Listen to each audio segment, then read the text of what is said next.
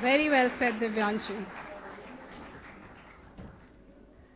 It is my pleasant duty now to introduce to you the chief guest for the Convocation 2015, Mr. Rupinder Singh Sodhi, Managing Director of Gujarat Cooperative Milk Marketing Federation Limited. GCMMF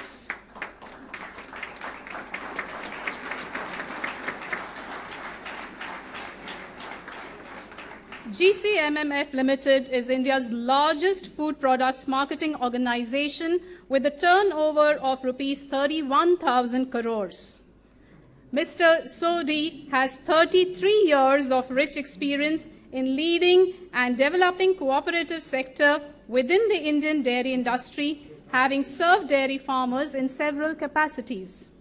He has served as a frontline sales and marketing professional at branch, zone, and national levels at GCMMF. He is an accomplished transformation management professional who has a native understanding of the dairy products market and customer needs, as well as extraordinary skills of supply management of these products. Ladies and gentlemen, our chief guest is a man with a mission. His mission, the transformation of Amul from a trusted Indian brand to a preferred global brand. Mr. Sodhi has been instrumental in taking the Amul brand to the dizzying heights that it has scaled today. Amul is Asia's largest milk brand, which is owned by 3.5 million milk producers of Gujarat. Under his marketing leadership, Amul has successfully weathered all challenges and the brand retained its supremacy in the Indian market. Amul is procuring around 16 million liters of milk per day from around 17,000 villages of Gujarat. Mr. Sodhi has also been responsible for creating the current structure of Amul, enabling the organization to maintain and enhance its leadership status within Indian dairy industry. He has also put in place key business processes which ensure smooth and seamlessly integrated functioning of this mega organization.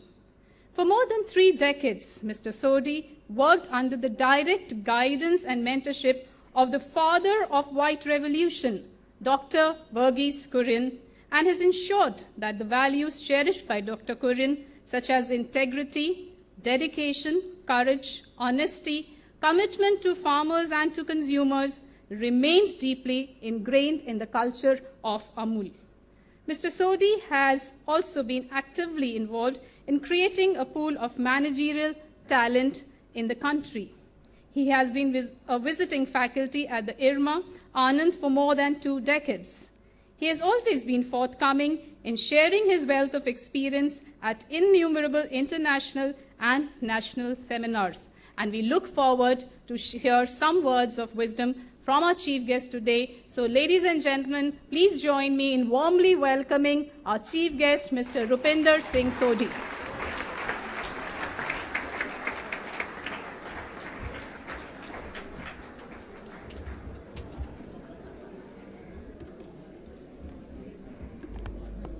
Thank you, Dr. Sangeeta, for a very elated introduction.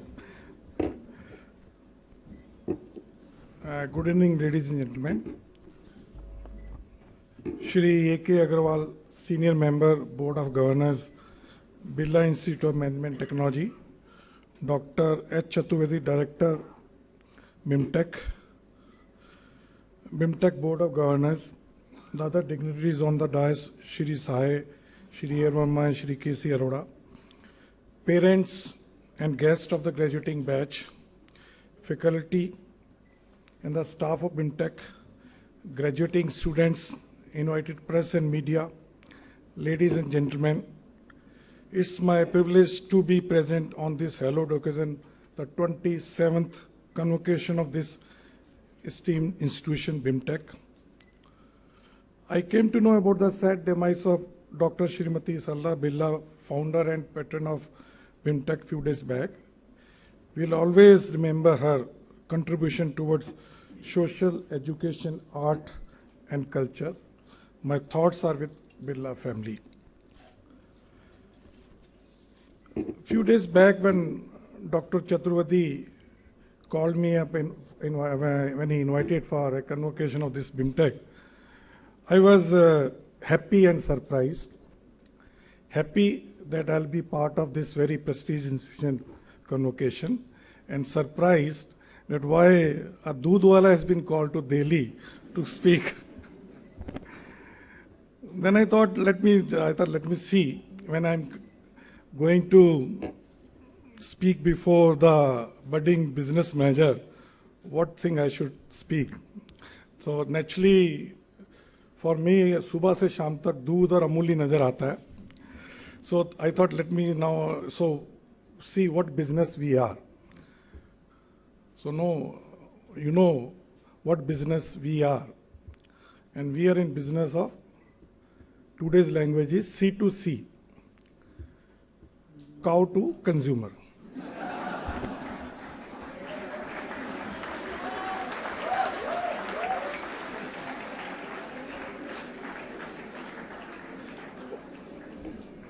First about BIMTech, I think no doubt after coming to this campus and seeing a very beautiful campus, unfortunately we are sitting in this crowded place, but it's a beautiful place. I wish God has been kind to us today.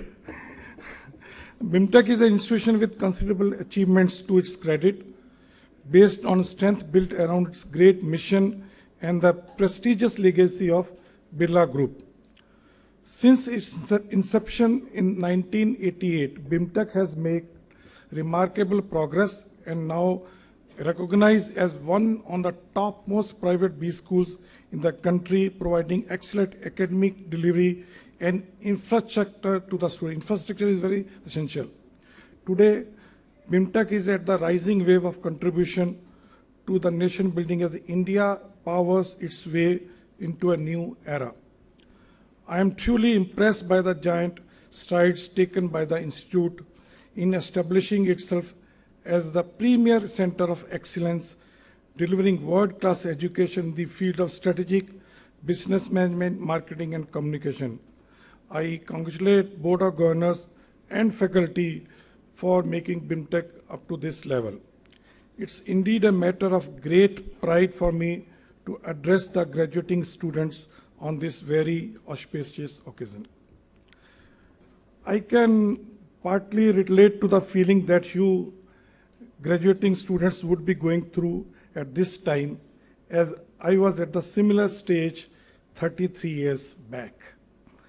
This particular time is to enjoy the moment, as now you are ready to step in the real world to fulfill the dreams and aspirations you had when you entered this college 2 years back.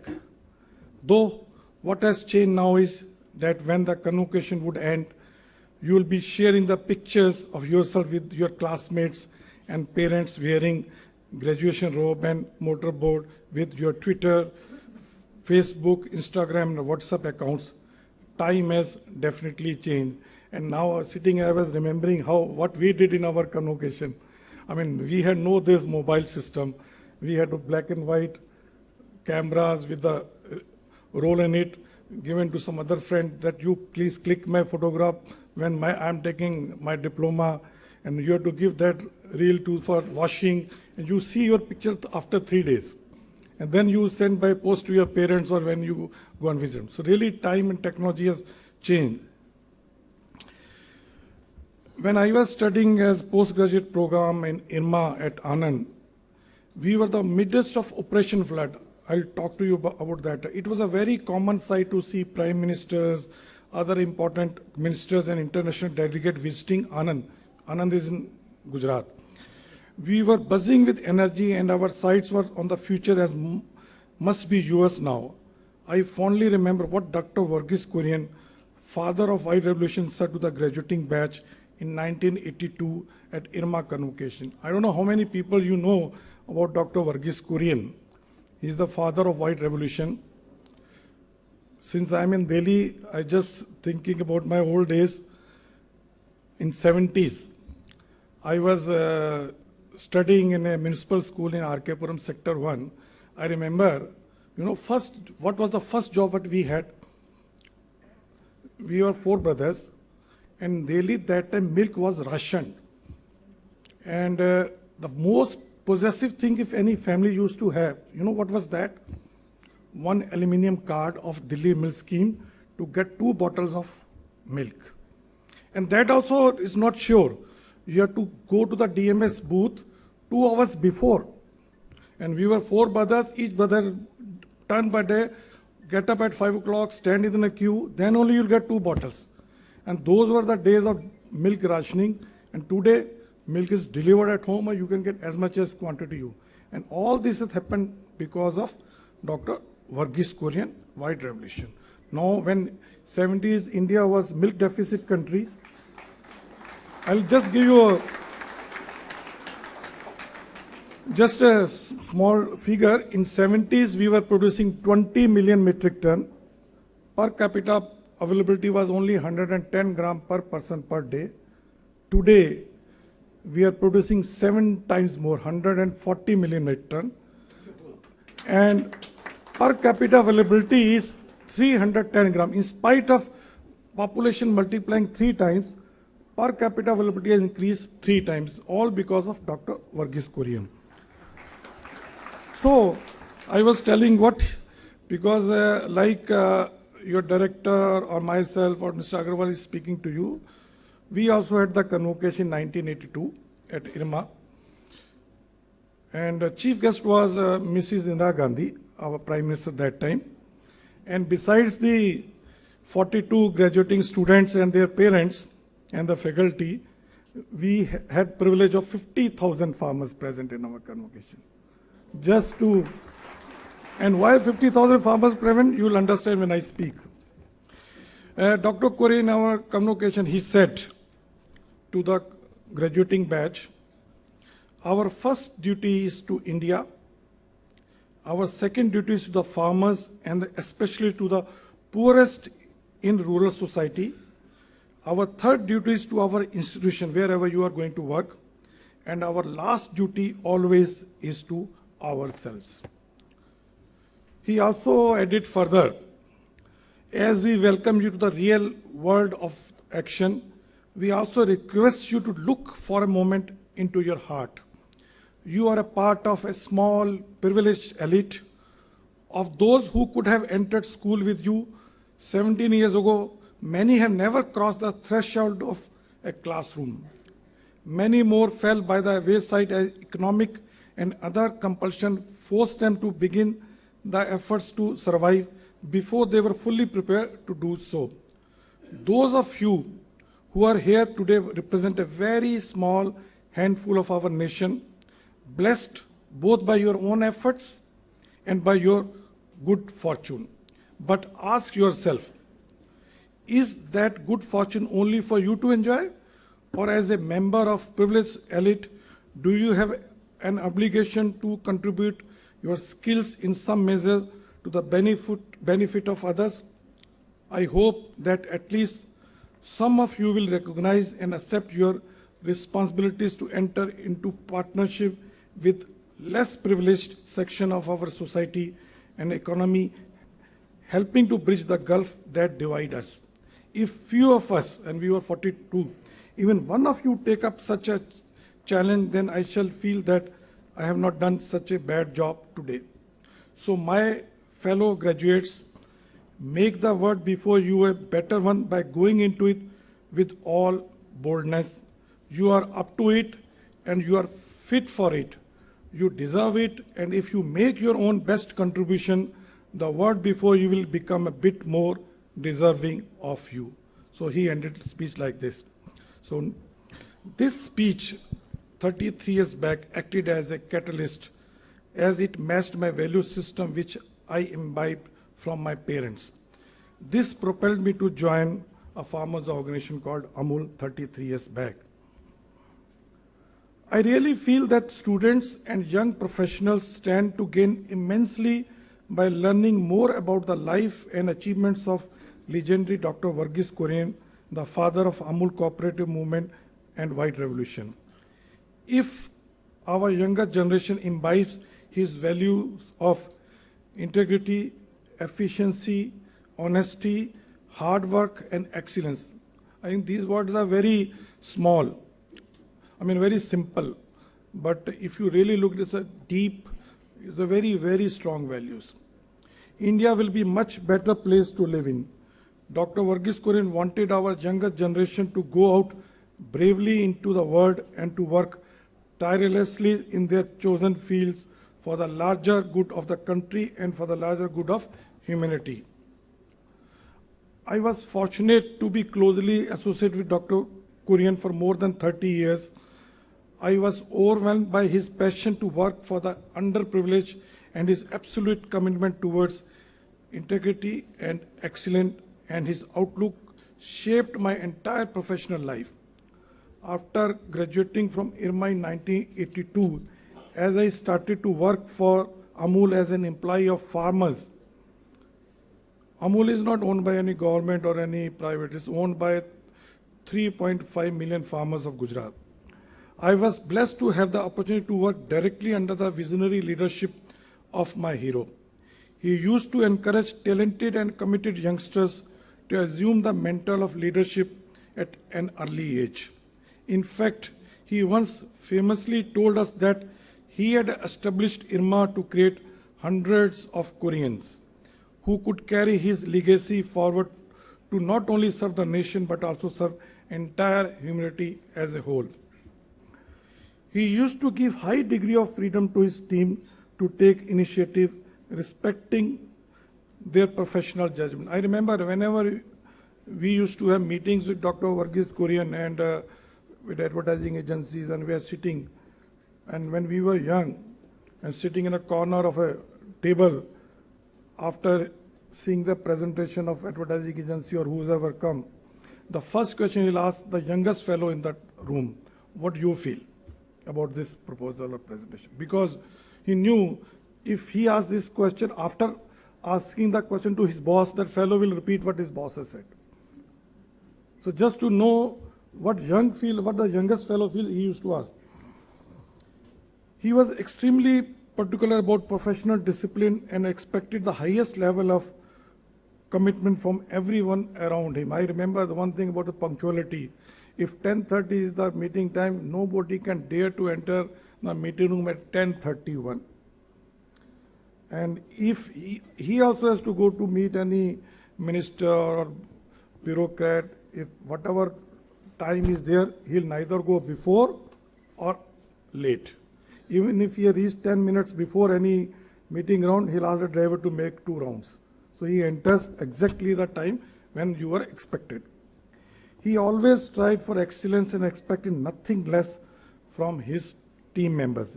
He ensured excellence in every institution that he built and every activity that he undertook. He had a great charisma and an amazing ability to attract talented professionals to join his cause. I once asked Dr. Kurian what were the most important qualities that he looked for in someone while recruiting a person into any of the organization that he had created. And he was the chairman of number of organizations, Amul, GCMMF, NDDB, and Mother Dairy, Delhi, etc. And his simple answer was that I look for 3 things whenever we recruit anybody into our organization. And what are those 3 things? Integrity. Second, integrity. He used to tell us,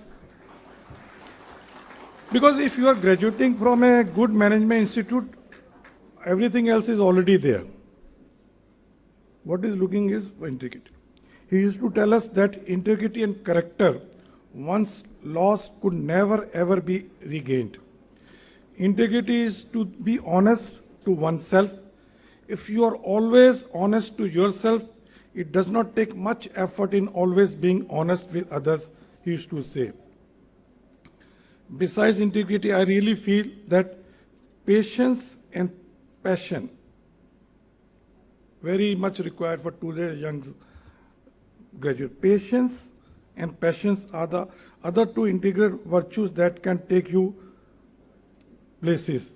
And I think today's youngsters who are in hurry, they have to really see this very importantly.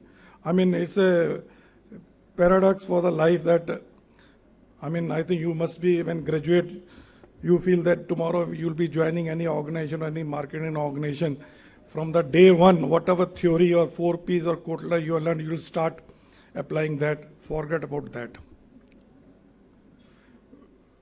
You will not be able to do whatever you learned here till you reach to number 1 and number 2 position. And by that time, you will forget whatever theory you learned. But what is required is you have to keep updating your knowledge. Kyun, Professor Saab? I'm telling you the truth. The younger generation of today is very impatient and looks for speedy career growth. Maybe because of opportunities what are available today. It must realize, however, that professional life is very, very long and focus should always be on a long-term goal.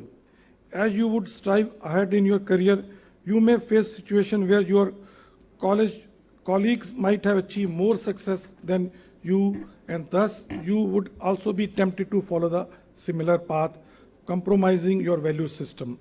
But as a member of young, elite, educated, smart, knowledgeable fraction of the society, you should remember that if not today, tomorrow the success definitely would be yours.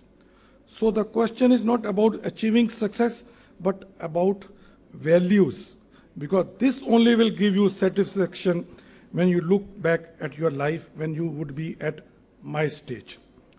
In short term, even if you do not achieve success, the experience you gain out of failure would be equally valuable, which you will be realize later in your professional career. Accept failure as a part of life and do not dwell on it too much. One who fears failure limits his activities and also risk-taking abilities. Failure is only the opportunity to more intelligently begin again. I have personally always followed the sermon prescribed by the Bhagavad Gita, Karam kiye ja, phal ki chinta mat kar. Especially, I think this is very much required. It's very difficult to follow, but let me tell you, it gives you result. It gives you more satisfaction. I strongly advocate the dictum to the young generation. Early in my career, I learned that one has to gain respect not on the grounds of one qualification and designation, especially immediately after joining a new company. This is very much required. You may be at the middle level, any organization, there will be people below you experienced, but unfortunately they may not be having type of qualification or type of beginning you had. You may have achieved a level, but you will get respect in that organization based on knowledge, hard work and efficiency only. Also, I understood that there is no shortcut to success. Please let me tell you, there are no shortcuts. Don't try any shortcuts. All that is required to attain one's goal is sheer hard work, passion for your work, and definitely patience. These qualities help me to gain recognition and respect from my seniors, my juniors, and my business associate alike. Now I think I should speak some experience out of Amul. The core identity of brand Amul has remained the same for the last 60 years. Amul is around now 67 years old company. What are the core value of the brand is? One is, we have got two. One is value for many. Value for many, that is 3.5 million milk producers or the owners of this organization. And other side, value for money for the millions of the consumers who are buying our products blindly day after day. Because Amul is providing the highest quality milk products at most fair and reasonable price. This core identity has been central in every possible form of brand communication through every possible media. Amul cannot be viewed simply as a business enterprise. It's an institution created by the millions of milk producing farmers themselves to primarily safeguard their interest economically, socially, as well as democratically. Corporate houses create profit in order to distribute to its shareholders, and nothing wrong in this. In the case of Amul, which is a cooperative, the surplus is plowed back to the farmers through institution created by them. The circulation of capital with value addition within the structure not only benefits the final beneficiary, the farmer, but eventually contributes to the development of the village community. You see, every day, about 70 crore rupees are going to the villages of Gujarat every day. So villages are economically developing. This is the most significant contribution the Amul model cooperative have made in building the nation. Amul is procuring milk from milk producers member at the highest possible rate and charging most reasonable rate from the consumer. The very reason of Amul taking into account the welfare of people in this business model itself has resulted in sustainable growth for last 6 decades and winning trust of millions of people on both sides of value chain, that is the producers and the consumer. And let me tell you, if you count, there are very, very few organizations who have survived more than 6 decades. And the organizations have survived only and only whose base, whose foundation has very, very strong values. And I also believe that this would also be reason for similar kind of growth in the years to come. And also let me tell you, some of you will be working in corporate world, some of you in public sector, some in the cooperative. As a CEO of a cooperative, my business objectives are totally and totally different than a CEO of any private or MNC company. A CEO of a corporate or multinational will like to buy its raw material at as low price as possible and would like to sell finished product at as high as price possible, so to keep maximum margin in between. But as a CEO of a cooperative, that too owned by the supplier, my objective is I have to buy my raw material at as high price possible, and I have to sell my finished product at as reasonable as price possible, so that whatever is offered to me, I cannot refuse that market is this much, I can sell it. So by keeping minimum margin in, so diagonally opposite to any corporate CEO. A business can succeed and sustain itself in long term only if it keeps in mind the welfare of society. The idea to narrate this to you is that you pay attention to this when you become leaders tomorrow yourself. At Amul, consistency in strategizing and execution over 6 decades has been the key to our success in terms of marketing and communication. In our case, we were fortunate to have a core group of brand custodians who undertook the responsibility of taking the brand forward across decades. Dr. Varghese Kurian himself personally nurtured brand Amul since its inception in 1956 till 2006 and built a core team of professionals both at the client and at the advertising and media agencies. Shri Sylvester Dacuna has been the custodian of brand Amul for almost 6 decades from advertising side.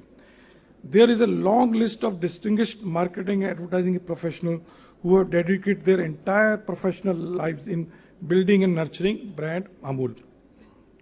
Innovation and creativity in communication style and media strategy can lead to mega success. This has been exemplified by our iconic topical campaign. The dimension of topicality which is inherent in our flagship campaign, I'm talking about campaign of our Amul Girl, which every week comments on whatever is happening in India or abroad, contributes substantially towards keeping our brand contemporary, fresh and relevant in the mind of Indian consumer. Every week, Amul comes up with a humorous angle on the latest event making waves across India or even across the world. We managed to strike a chord in the heart of all Indians while being seen as fresh and current. This campaign helped us to appropriate the benefits of smartness while becoming top of mind. To some extent, this has facilitated longevity of brand Amul and has enabled our brand to flourish and thrive by ensuring our relevance to Indian society at all points in time during the last 50 years. The reach of our topical campaign has now spread far beyond hoardings and billboard. that we started out. Now you can see it on the digital also. A young professional in India like you, starting his or her career today, is definitely the most fortunate person in the world, because you are situated, you are located at a place where economy is going to much faster pace than the other part of the world. It is predicted that by 2020, India will have third highest GDP on the basis of current prices, beating Germany and Japan, and would be the world's fastest growing major economy, surpassing China. So by the time you would be leading the businesses in few years, the global economic center of gravity would start to hover somewhere between India and China. That would be truly exciting. That is giving you a lot of opportunity to grow. In order to leverage effectively on our population, which is our chief asset, and to realize the demographic dividend, it is essential for our nation to focus on skills, speed, and scale. Our Prime Minister has also repeatedly emphasized on the same. Skill building is therefore extremely essential, and business schools such as BIMTech have an important role to play in enhancing skill levels of our younger generation, so that India can become the economic powerhouse of the world. Now I'm talking about what is going to happen in 2061. By 2061, as the world population reaches 9.5 billion, global food security will actually be the highest challenge facing our human race. In fact, due to the growing rate of urbanization across the world, urban population will be double than that of rural population by 2061. Growth in world population combined with growth in global income levels would imply that demand for food will increase by more than 200% by 2050 and even further by 2061. If we talk about near future, urbanization in India is set to increase from 30% to around 40%, and income average household will increase by 3 times by 2020 from current level. This would mean that while there will be fewer hands to produce foods and more hungry mouths to consume food. In most product categories, penetration of branded organized sector is still very low in our country, and this factor presents a flood of opportunities for dynamic young entrepreneurs and professionals like you. It is a duty of our young generation to help India regain the economic glory that we once had in the pre-colonial era. Now something for you and the faculty. Brand equity of any academic institution is built and enhanced by the alumni and its faculty. Together, they can create a truly iconic brand image for the institution. Role of the alumni is extremely critical in this regard, and through their performance and conduct, they can either enhance or dilute the reputation of the institute. Today, you are reaping rewards of the hard work that your illustrious alumni have put in. Therefore, the onus of further enhancing brand equity of BIMTech lies with you, the graduating batch. If you wish to see BIMTech among top academic institutions in the entire world, then you will have to work very hard and excel in your professional lives, as many of your predecessors have already done. To the young men and women who graduate today, I would like to say that BIMTech must have helped you in acquiring the courage and the staying power to overcome challenges that our nation faces today. Times are changing rapidly, so are the needs of our times. Great challenges elicit equally great responses. In keeping with morphing economic environment, India business needs to change and change rapidly. You are the seeds of that change.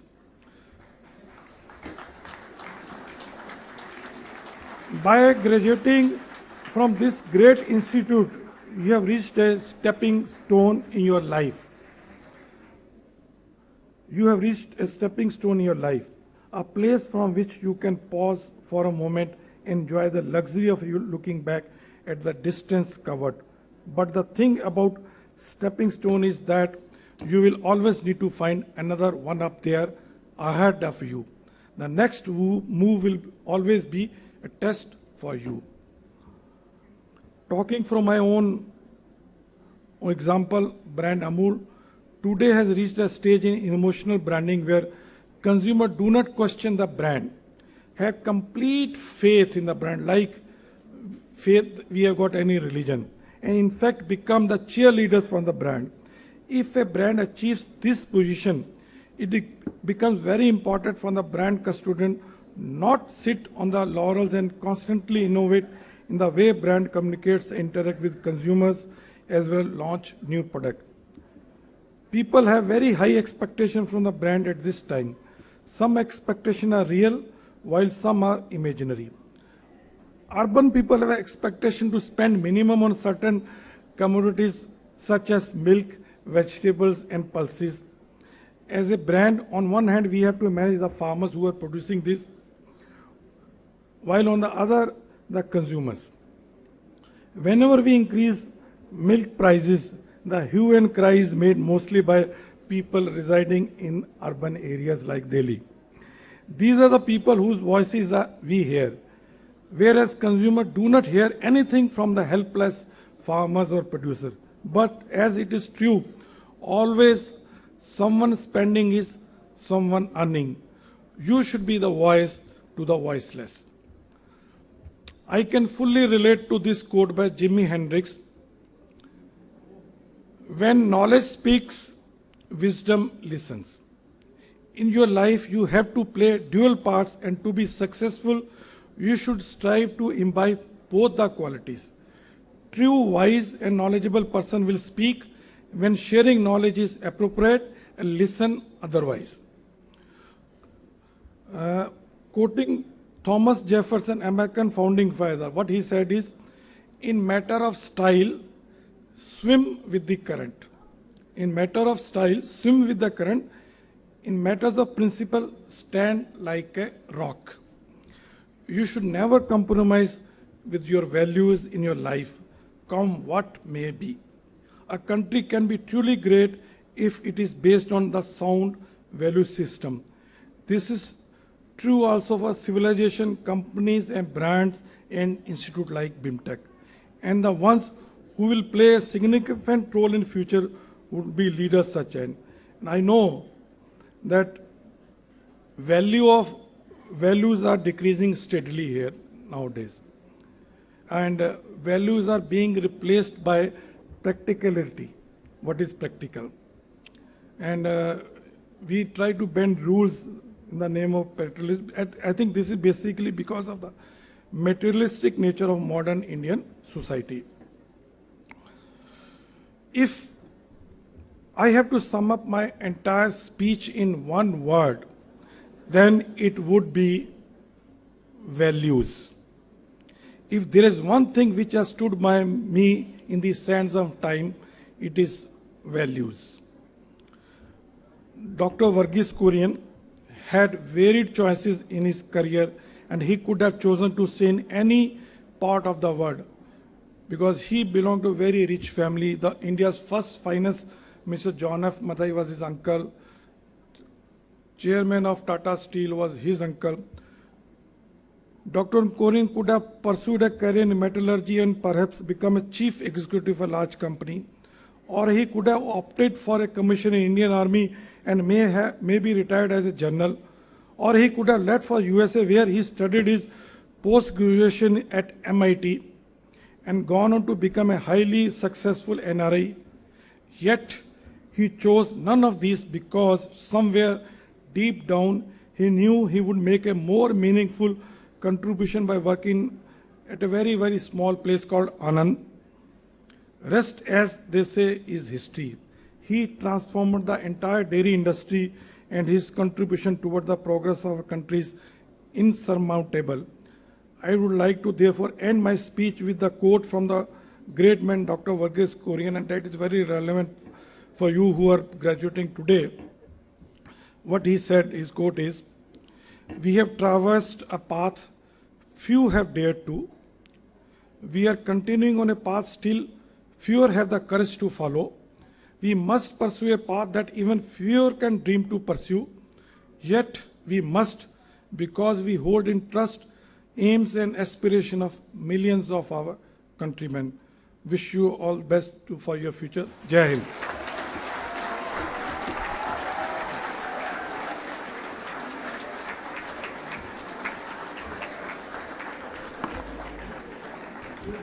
Thank you, sir, for this very inspiring speech. And as you very correctly said, that if you're honest to yourself, it is not difficult to be honest with others.